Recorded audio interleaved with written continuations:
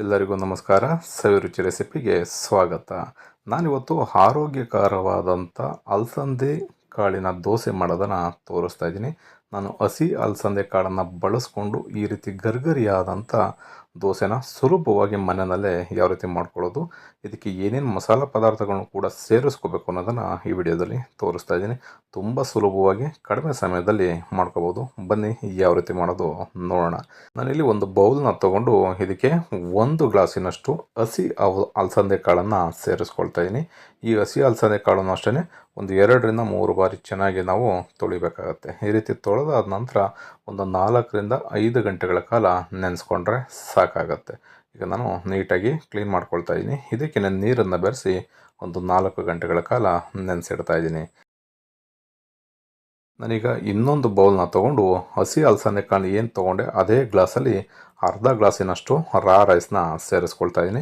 ನೀವು ಯಾವ ರಾ ರೈಸ್ ಬೇಕಿದ್ರೂ ಸೇರಿಸ್ಕೋಬೋದು. ಇದನ್ನು ಅಷ್ಟೇ ಒಂದು 3ರಿಂದ 4 ಬಾರಿ ಅಕ್ಕಿನಲ್ಲಿರ್ತಕ್ಕಂಥ ಪೌಡ್ರೆಲ್ಲ ಹೋಗಬೇಕು, ಆ ರೀತಿಯಲ್ಲಿ ಚೆನ್ನಾಗಿ ತೊಳಿಬೇಕಾಗತ್ತೆ. ಚೆನ್ನಾಗಿ ತೊಳೆದಾದ ನಂತರ ಇದನ್ನು ಅಷ್ಟೇ 4ರಿಂದ 5 ಗಂಟೆಗಳ ಕಾಲ ಚೆನ್ನಾಗಿ ನೆನೆಸ್ಬೇಕಾಗತ್ತೆ. ನೀವು ಬೆಳಿಗ್ಗೆ ತಿಂಡಿಗೆ ಏನಾದ್ರು ಮಾಡ್ಕೊಳ್ಳೋದಾದರೆ ನೈಟೇ ನೆನೆಸಿ ಬೆಳಿಗ್ಗೆ ರುಬ್ಬಿ ನೀವು ಆಗಲೇ ಮಾಡ್ಬೋದು. ನೀವು ಸಂಜೆ ಟೈಮ್ ಏನಾದರೂ ಮಾಡ್ಕೊಳ್ಳೋದಾದರೆ ಮಧ್ಯಾಹ್ನ ನೆನೆಸಿ ಸಂಜೆ ರುಬ್ಬಿ ಆಗಲೇ ಮಾಡ್ಕೋಬೇಕಾಗತ್ತೆ. ಈಗ ನೋಡಿ, ಚೆನ್ನಾಗಿ ಅಕ್ಕಿ ಮತ್ತು ಕಾಳು ಎರಡನ್ನೂ ಕೂಡ ನೆಂದಿದೆ. ಈಗ ಈ ನೀರನ್ನು ಸಪ್ರೇಟ್ ಮಾಡಿಕೊಂಡು ಮಿಕ್ಸಿ ಜಾರಿಗೆ ನಾವು ಎರಡೂ ಪದಾರ್ಥಗಳನ್ನ ಸೇರಿಸ್ಕೋಬೇಕಾಗತ್ತೆ. ಈಗ ಅಕ್ಕಿ ಮತ್ತು ಕಾಳನ್ನು ನಾನು ಮಿಕ್ಸಿ ಜಾರಿಗೆ ಸೇರಿಸ್ಕೊಳ್ತಾ ಇದ್ದೀನಿ.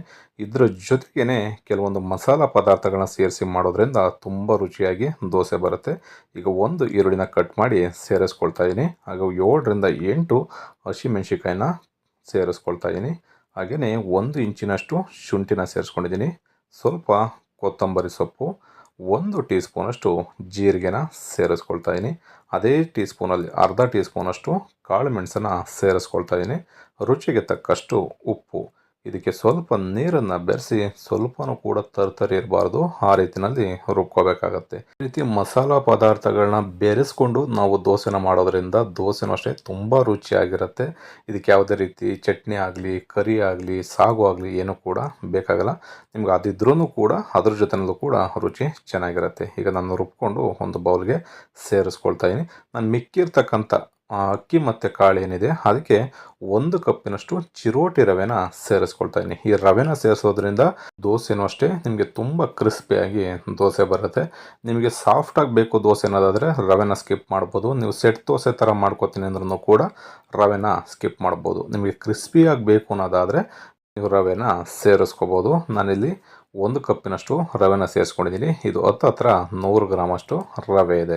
ಈಗ ಚೆನ್ನಾಗಿ ಇದನ್ನು ಮಿಕ್ಸ್ ಮಾಡ್ಕೊಳ್ಳೋಣ. ಮಿಕ್ಸ್ ಮಾಡಿಕೊಂಡು ಒಂದು 10 ನಿಮಿಷ ಸಪ್ರೇಟಾಗಿ ತೆಗೆದಿಟ್ಟರೆ ಸಾಕಾಗುತ್ತೆ. ತುಂಬ ಜಾಸ್ತಿ ಹೊತ್ತು ಬಿಡಬೇಕು ಅನ್ನೋ ಅವಶ್ಯಕತೆ ಇಲ್ಲ.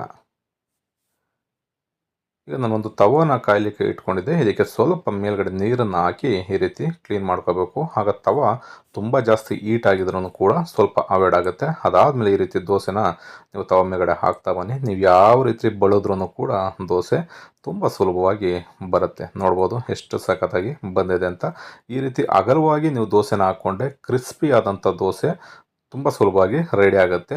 ನಿಮ್ಗೆ ಏನಾದ್ರು ಸೆಟ್ ದೋಸೆ ಸಾಫ್ಟಾಗಿ ಬೇಕು ಅನ್ನೋದಾದರೆ ನೀವು ಸ್ವಲ್ಪ ಚಿಕ್ಕದಾಗಿ ಸೆಟ್ ದೋಸೆ ಹಾಕ್ತೀವಲ್ಲ ಆ ಆಕಾರದಲ್ಲಿ ಹಾಕ್ಕೊಂಡ್ರೆ ನಿಮಗೆ ಸೆಟ್ ದೋಸೆ ರೀತಿಯಲ್ಲಿ ತುಂಬ ಸಾಫ್ಟಾಗಿ ಕೂಡ ಬರುತ್ತೆ. ಇದಕ್ಕೆ ಮೇಲ್ಗಡೆ ನೀವು ಎಣ್ಣೆ ಅಥವಾ ತುಪ್ಪ ಏನು ಬೇಕಿದ್ರೂ ಸೇರಿಸ್ಕೋಬೋದು.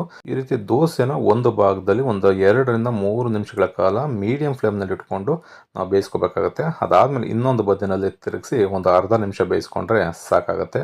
ನೋಡ್ಬೋದು ಎಷ್ಟು ಸಖತ್ತಾಗಿರ್ತಕ್ಕಂಥ ರುಚಿಕರವಾದಂಥ ಹಾಗೆ ಆರೋಗ್ಯಕರವಾದಂಥ ಅಲಸಂದೆ ದೋಸೆ ಮಾಡೋದನ್ನು ಸುಲಭವಾಗಿ ತೋರಿಸಿದ್ದೀನಿ. ಈ ವಿಧಾನದಲ್ಲಿ ನೀವು ಕೂಡ ಮನೆಯಲ್ಲಿ ಒಂದು ಸಲ ಟ್ರೈ ಮಾಡಿ. ಮನೆಯಲ್ಲಿ ಮಕ್ಕಳಿದ್ರೆ ತುಂಬ ಇಷ್ಟಪಟ್ಟು ಈ ದೋಸೆನ ತಿಂತಾರೆ. ಮಕ್ಕಳುಗಳಿಗೆ ಲಂಚ್ ಬಾಕ್ಸ್ಗೂ ಕೂಡ ರೆಡಿ ಮಾಡ್ಬೋದು. ಈ ರೆಸಿಪಿ ನಿಮಗೆ ಇಷ್ಟ ಆಯಿತು ಅಂತ ಅಂದ್ಕೊಳ್ತೀನಿ. ಇಷ್ಟ ಆಗಿದ್ದರೆ ಆದಷ್ಟು ಜನಕ್ಕೆ ಶೇರ್ ಮಾಡಿ. ಇನ್ನೂ ಹೊಸದಾಗಿ ನಮ್ಮ ಚಾನಲ್ನ ನೋಡ್ತಾ ಇರ್ತಕ್ಕಂಥ ಯಾರು ಸಬ್ಸ್ಕ್ರೈಬ್ ಮಾಡ್ಕೊಳ್ಳಿಲ್ಲ ಅಂದರೆ ಸಬ್ಸ್ಕ್ರೈಬ್ ಮಾಡ್ಕೊಳ್ಳಿ. ಈ ರೆಸಿಪಿನ ನೀವು ಕೂಡ ಒಂದು ಸಲ ಟ್ರೈ ಮಾಡಿ.